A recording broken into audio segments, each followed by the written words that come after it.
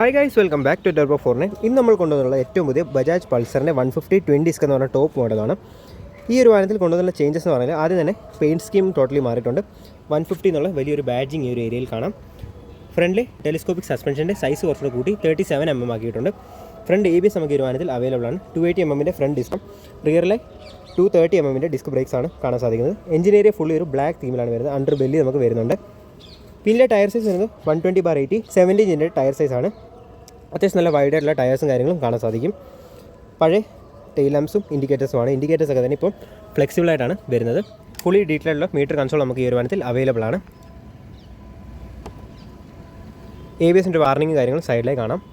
Switch കേസിൽ ടോട്ടലായിട്ടൊരു change വരുന്നുണ്ട്. High beam low beam integrated ആയിട്ടാണ് വരുന്നത്. മോഡിൻ്റെ സ്വിച്ച് നമുക്ക് ഈ ഒരു പോർഷനിലേക്ക് കാണാം.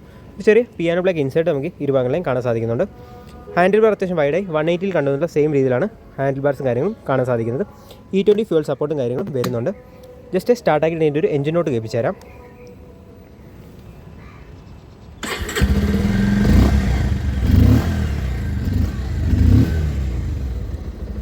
പഴയ സൗണ്ട് തന്നെയാണ്, കുറച്ചുകൂടെ ഒന്ന് ബേസി ആക്കിയിട്ട് ഫീൽ ചെയ്യുന്നുണ്ട്.